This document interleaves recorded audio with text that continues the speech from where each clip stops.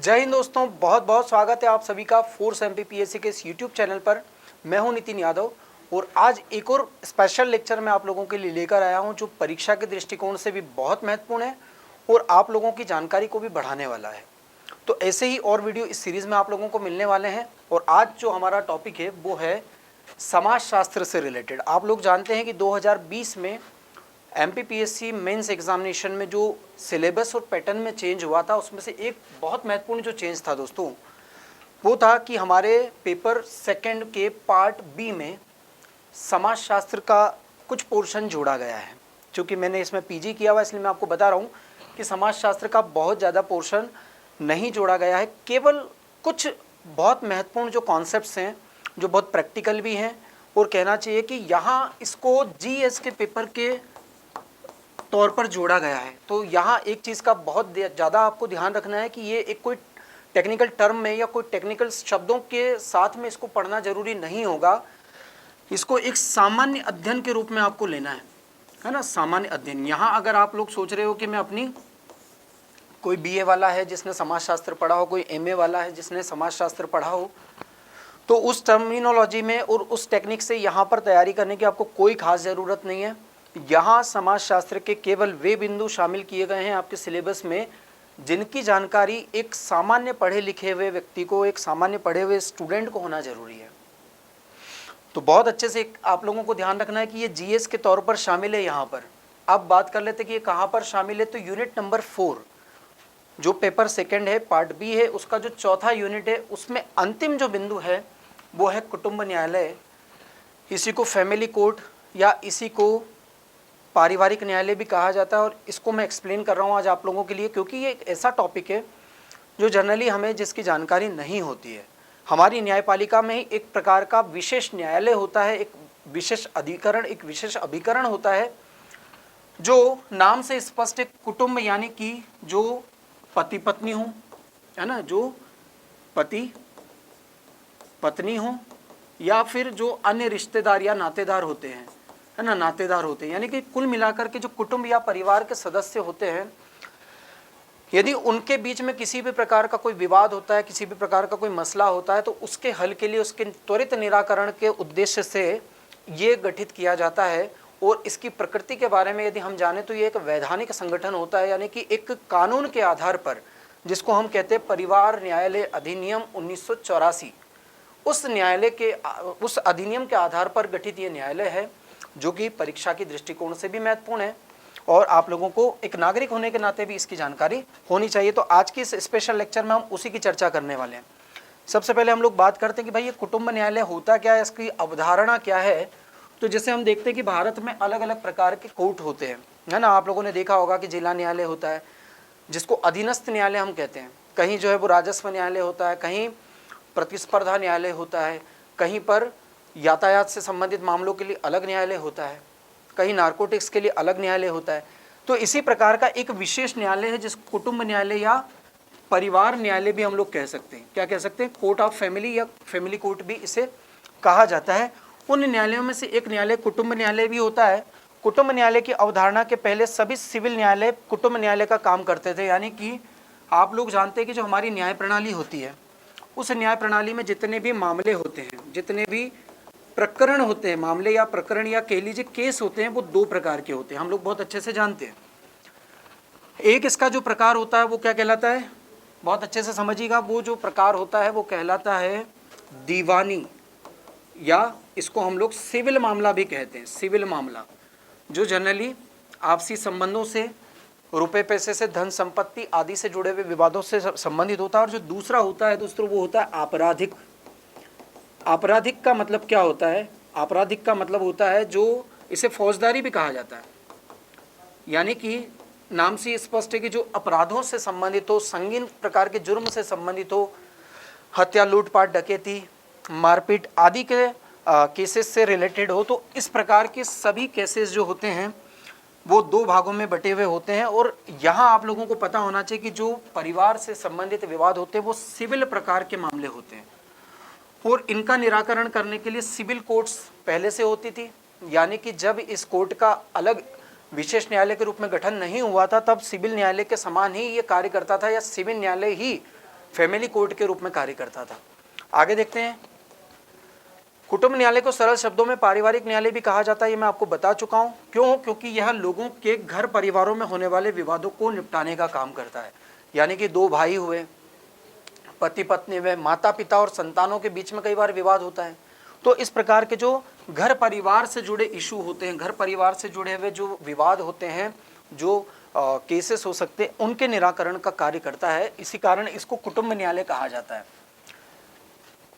घर परिवारों में होने वाले जो विवाद होते हैं उसमें मुख्य रूप से हम लोग जानते हैं कि पति और पत्नी का विवाद है ना, यानी कि विवाह की विधि मान्यता, विवाह से संबंधित जो उत्तराधिकार होते हैं वो, और साथ ही विवाह विच्छेद जिसको हम तलाक के नाम से जानते हैं। तो इस प्रकार के सारे मुकदमों की जो जानकारी होती है, उसकी जो सुनवाई करना होता है, वो कुटुंब न्यायालय के माध्यम से या परिवार न्यायालय के माध्यम से होता है। ये आप लोगों को पता होना चाहिए।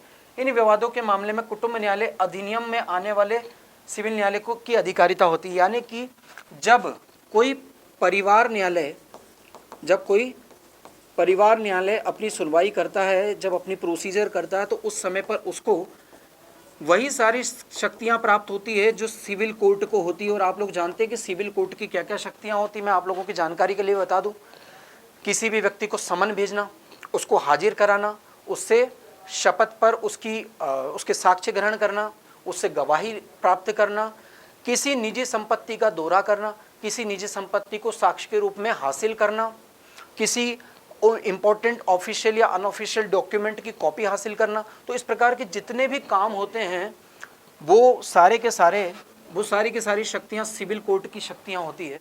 और इसी रूप में आप लोगों को याद रखना है कि सिविल कोर्ट की ही शक्ति यहाँ पर प्राप्त होती है, परिवार न्यायालय या फैमिली कोर्ट को भी प्राप्त होती है। एक एक प्रश्न बड़ा इंपॉर्टेंट यहाँ से उठ सकता है। 3 नंबर, 5 नंबर और 11 नंबर, तीनों के हिसाब से ये जो आपका टॉपिक है ये काफ़ी महत्वपूर्ण है दोस्तों। आगे बढ़ते हैं। अब देखिए, कुटुंब न्यायालय जो है एक प्रकार का वैधानिक संगठन होता है। और जब मैं कह रहा हूँ कि एक वैधानिक संगठन या एक स्टैच्यूटरी बॉडी है, तो इसका मतलब ये है कि इसका गठन कुटुंब न्यायालय अधिनियम 1984 के अधीन हुआ है। और इसका काम क्या होता है? पारिवारिक विवादों में मैत्रीपूर्ण समझौतों को बढ़ावा देना। अब ये ध्यान देने की बात है कि इसका उद्देश्य किसी को दंड देना नहीं होता।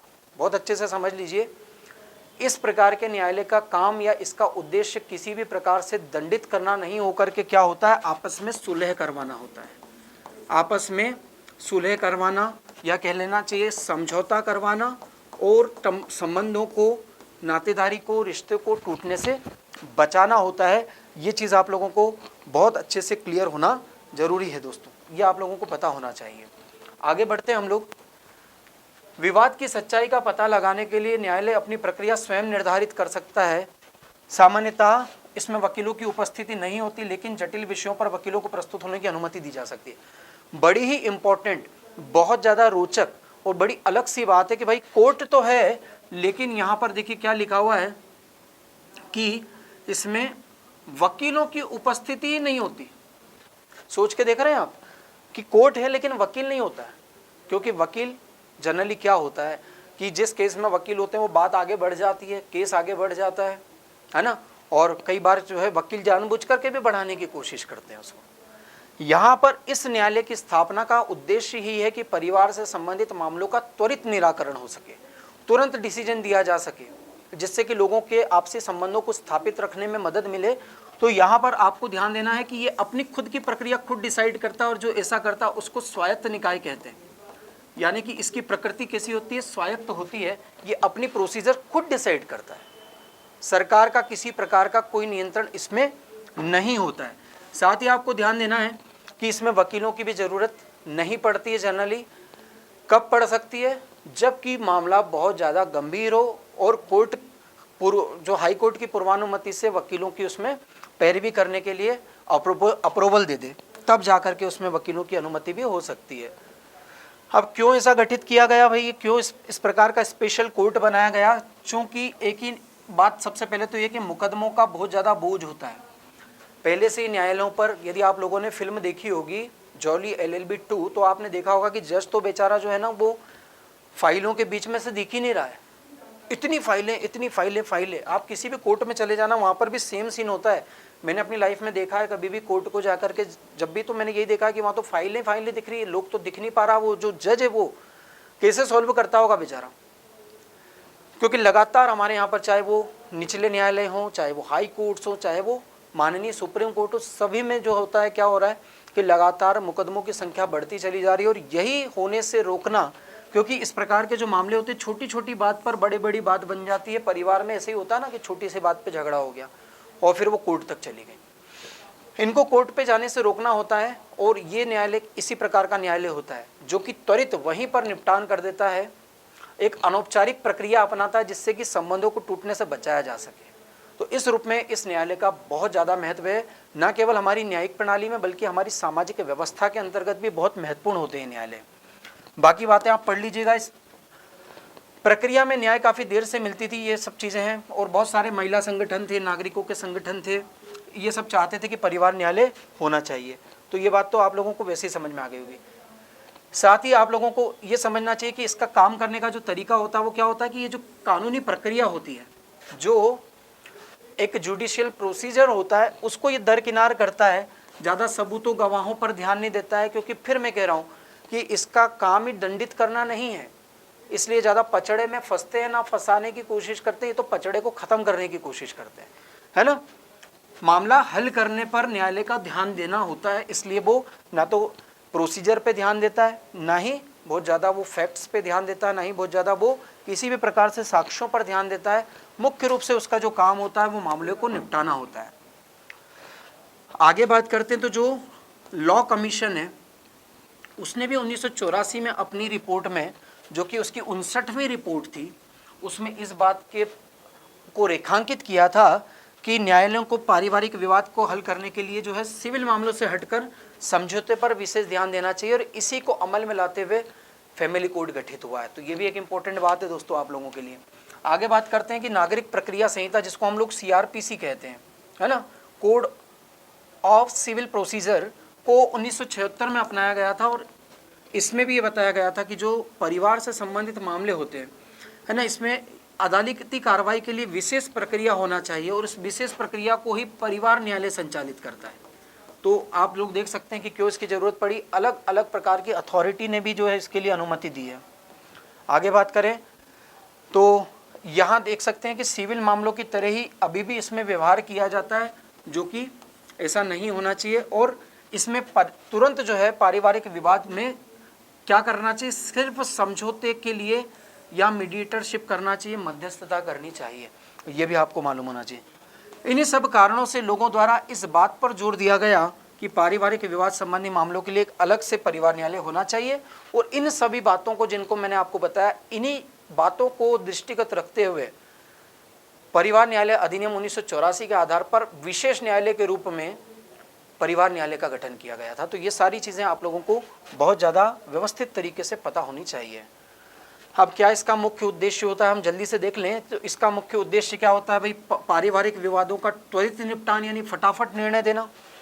साथ ही इनको अनुभव होता है इसी बात का और विशेषज्ञता हासिल होती है। और ये क्या करते हैं, मामलों को सुलझाने में या समझौते में जो है मध्यस्थता करने का प्रयास करते हैं, ये भी इसका उद्देश्य होता है। फिर आपको ध्यान देना कि विवाह संबंधी जो विवाद होते हैं उसमें आपसी समझौते पर विशेष बल देना। ये बात कई बार रिपीट हो गई है, क्योंकि ज़्यादा प्रक्रिया में नहीं फंसना, प्रोसीजर में नहीं उलझना।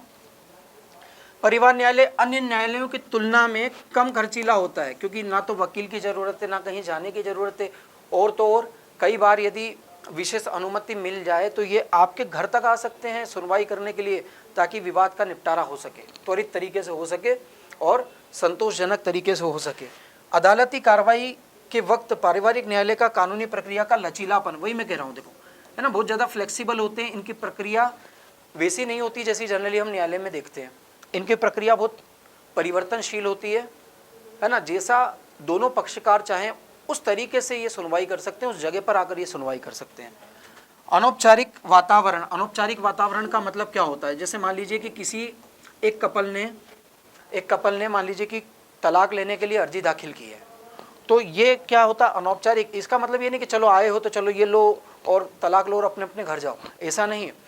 ये कोशिश करता है कि इसमें कोई महिला होती है जो जज होती है या फिर कोई काउंसलर होती है, वो आकर के बताएगी कि बेटा इस प्रकार से यदि आप अपने परिवार को तोड़ोगे तो फिर ये आपके लिए अच्छा नहीं है, और यदि बच्चे हैं तो बच्चों के जीवन पर क्या इसका असर पड़ेगा। इस प्रकार से बेटा हम भी हैं, है ना, बेटा करके एक अनौपचारिक तरीके से एक संबंध जोड़कर उनको समझाने की कोशिश करती है। ये इसका नेचर होता है, काम करने का इसका एक अलग तरीका होता है ना। अब ये जो एक्ट था जिसके आधार पर ये गठित हुआ, उसकी कुछ विशेषताएं देख लें। परिवार न्यायालय अधिनियम 1984 की क्या क्या विशेषताएं होती है, तो यहाँ ध्यान देना है कि ये जो न्यायालय होते हैं इसकी स्थापना राज्य सरकारों द्वारा की जाती है। तो आपको पता होना चाहिए कि फैमिली कोर्ट कौन गठित करता है, तो फैमिली कोर्ट के गठन की जो शक्ति होती है वो स्टेट गवर्नमेंट की यानी राज्य सरकार की होती है। लेकिन राज्य सरकार इसका गठन उच्च न्यायालय यानी कि राज्य के हाई कोर्ट की पूर्वानुमति से करती है, यानी पहले उससे अनुमति लेना आवश्यक होता है। फिर बात करें तो कहाँ पर होता है, तो 1 लाख से अधिक जनसंख्या पर एक फैमिली कोर्ट का गठन होता है।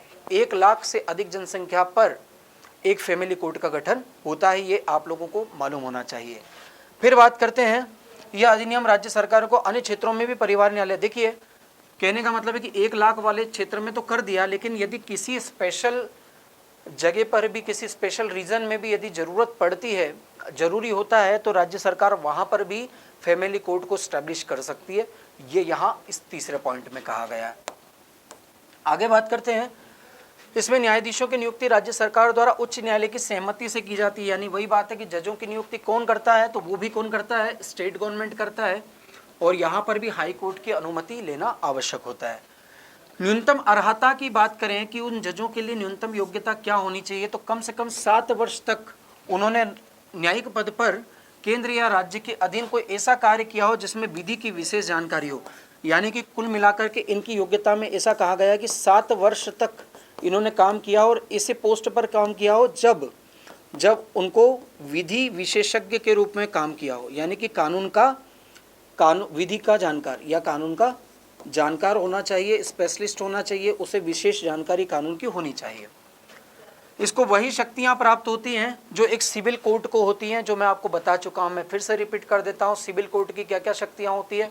समन करना, किसी व्यक्ति को हाजिर कराना, किसी की गवाही दर्ज करना, किसी से साक्ष्य प्राप्त करना, किसी जगह पर जाकर तलाशी लेना, तलाशी करते हुए वहाँ से कोई साक्ष्य ग्रहण करना, कोई डॉक्यूमेंट ग्रहण करना, उसकी मूल या उसकी प्रतिलिपि ग्रहण करना। तो ये सारी की सारी जो चीज़ें हैं ये सिविल कोर्ट की शक्तियों में आती है और ये फैमिली कोर्ट को भी होती है। अब इसका गठन कब होता है, तो आप लोगों को पता होना चाहिए कि राज्य सरकारें इसका गठन करती है। बहुत अच्छे से हमने पढ़ लिया था, है ना। और कौन करता है, किसकी सहमति से, उच्च न्यायालय की। अभी देखा हम लोगों ने, ये सारी चीज़ें हम लोग ऊपर ऑलरेडी देख चुके हैं, देखिए बच्चों, है ना। ये सारी चीज़ें मैंने न्यायाधीश के बारे में बता दी, उसकी योग्यता भी बता दी, डबल रिपीट हो गया है यहाँ पर, है ना। ये हम लोगों ने देख लिया है, ये सारी चीज़ें मैं आप लोगों को बता चुका हूँ। अब अधिकारिता, ये इंपॉर्टेंट चीज़ है। अधिकारिता का मतलब क्या होता है कि किन किन मामलों पर निराकरण का या सुनवाई करने का हक होता है फैमिली कोर्ट को। तो देखिए, विवाह को शून्य घोषित करना। विवाह को शून्य घोषित करने का मतलब आपको समझ में आ ही जाएगा कि कोई विवाह है, यदि मान लीजिए कि किसी असामान्य परिस्थिति में विवाह हुआ था या दोनों में से किसी एक पक्षकार की मर्जी के बिना जबरदस्ती विवाह हुआ था, जैसे यूपी वगैरह में होती है जबरिया शादी। आपने देखा होगा कि जबरिया जोड़ी फिल्म थी बॉलीवुड की, उसमें ये बताया गया था। तो यदि ऐसी किसी तरीके से या ऐसे किसी प्रोसीजर से यदि विवाह हुआ तो उसको फिर गैर कानूनी घोषित करना। तलाक, है ना, तलाक को अनुमति देना। दाम्पत्य अधिकारों का प्रत्यास्थापना, यानी कि दोनों दंपत्ति जो होते हैं, है ना, मेल और फीमेल जो भी इस जोड़े में होते हैं, इन दोनों के बराबर कानूनी अधिकार हों, उनको स्थापना करना, उनकी मान्यता जारी करना, ये भी फैमिली कोर्ट का ही एक पावर होता है, उसकी अधिकारिता में शामिल होता है। न्यायिक पृथक्करण का मतलब होता है कि दो लोगों को अलग अलग करना, या फिर दो परिवारों को अलग करना, या फिर माता पिता और बच्चों को अलग करना। कई बार आपने फिल्मों में देखा होगा, एक वो कौन सी फिल्म थी अजय देवगन की, जिसमें वो पगला सा रहता है, पापा मेरे पापा, ऐसा गाना था उसमें। तो वो बच्चे को ठीक से नहीं संभाल सकता, तो उसकी माँ उसको ले जाना चाहती है। एक जानवर फिल्म में भी ऐसे ही बताया था, शिल्पा शेट्टी आ जाती है, वो अक्षय कुमार से ले जाना चाहती है अपने बच्चे को। ये न्यायिक पृथक्करण है कि एक से लेकर के दूसरे को दिया जा रहा, कानून के अकॉर्डिंग, कानून के अनुसार। विधि की विधि मान्यता, विवाह की विधि मान्यता, वही फैमिली में कोर्ट में जाकर शादी कर लो कानून के अनुसार, जो ज़्यादातर लोग करने लग गए। किसी व्यक्ति के धर्मजत्व की घोषणा के बारे में वाद, ये भी इसमें मामला शामिल होता है। भरण पोषण से संबंधित विवाद होता है। यदि मान लीजिए कि पति पत्नी का झगड़ा हुआ या पति पत्नी का तलाक हुआ तो पति को पत्नी को कंपनसेशन देना पड़ता है, उसकी बात भी यहाँ पे आती है। और किसी व्यक्ति की संरक्षता या अभिरक्षता से संबंधित क्षेत्राधिकार, यानी कि मान लो कि पति पत्नी का झगड़ा इतना ज़्यादा ही हो गया कि पत्नी पति पर यह आरोप लगा दे कि इससे मेरी जान को खतरा है, तो उस समय उसकी सुरक्षा के लिए भी प्रबंध करने का या निर्देश देने का जो हक होता है वो सिविल कोर्ट को होता है। ये सारी या फैमिली कोर्ट को होता है, ये आपको मालूम होना चाहिए। ये बहुत सारे अन्य मामले हैं जो सेम में ऊपर जो बताए वही मामले हैं, है ना, ये सेम वही मामले हैं। देखिए, चिकित्सा और कल्याण विशेषज्ञों का मतलब क्या होता है कि यदि ज़रूरत पड़े, जैसे मान लीजिए कि कोई पति पत्नी अलग हो रहे हैं जब भी, और तलाक के लिए मान लीजिए कुछ समय दिया गया है उनको कि आप थोड़ा सा विचार कर लो, फिर तलाक जैसे मामले पर इतनी जल्दी निर्णय मत लो। तो पति के घर नहीं जानी चाहती पत्नी, और अपने माता पिता के भी घर नहीं जाना चाहती मान लीजिए, और अपने बच्चे भी हैं उसके पास में, तो फिर उसके लिए कोई कल्याण विशेषज्ञ, कोई NGO उसका भी प्रबंध करता है ये कोर्ट, ताकि वो इस दौरान, सुनवाई के दौरान अपना समय वहाँ बिता सके, नहीं अगर जाना चाहती है तो इस प्रकार की वो बात है। चिकित्सा का मतलब यदि मेडिकल की ज़रूरत पड़ जाए, यदि हिंसा का मामला है, पारिवारिक हिंसा का, तो उसमें मेडिकल की ज़रूरत पड़ जाए तो डॉक्टर वगैरह, वो चिकित्सा स्टाफ, ये सारी चीज़ भी है। अब निर्णय की बात करें तो इसके जो द्वारा जितने भी निर्णय होते हैं, है ना, उसका वही प्रभाव होता है जो किसी सिविल कोर्ट के द्वारा लिए गए निर्णय का होता है। मतलब आपको मालूम है कि सारे राइट्स भी सिविल कोर्ट के बराबर है उसको, और उसके निर्णय या डिक्री का जो प्रभाव है वो भी सिविल कोर्ट के बराबर ही होता है ना। तो ये भी आप लोगों को मालूम होना चाहिए। इसका निष्पादन का मतलब होता है पालन करना, परफॉर्म करना, वो भी सिविल न्यायालय की डिक्री या आदेश के निष्पादन के बराबर ही होता है, यानी कि उसको महत्व देना जरूरी है। अपील की बात बड़ी इंपॉर्टेंट है। अपील की बात इतनी इंपॉर्टेंट है कि पारिवारिक न्यायालय ने यदि कोई भी आदेश दे दिया है तो उसके विरुद्ध उच्च न्यायालय में अपील की जा सकती है। लेकिन आपको यहाँ ध्यान देना है कि यदि दोनों पक्षकारों ने आपसी सहमति से यदि मान लीजिए राजीनामा कर लिया या समझौता कर लिया है तो फिर अपील नहीं होगी। बात समझ में आ रही है? अगर पारिवारिक न्यायालय के निर्णय के विरुद्ध अपील करनी है तो दोनों में से कोई भी पक्षकार कर सकता है या दोनों भी कर सकते हैं हाई कोर्ट में। लेकिन यदि कानूनन उन्होंने समझौता कर लिया है फैमिली कोर्ट में ही, तो फिर वो अपील नहीं कर सकते। और अपील भी कब कर सकते हैं? जिस दिन उसने अपना निर्णय दिया है उस दिन से 30 दिन की अवधि के अंदर अंदर ही केवल अपील की जा सकती है। आया समझ में? तो ये आप लोगों को ध्यान में रखना है।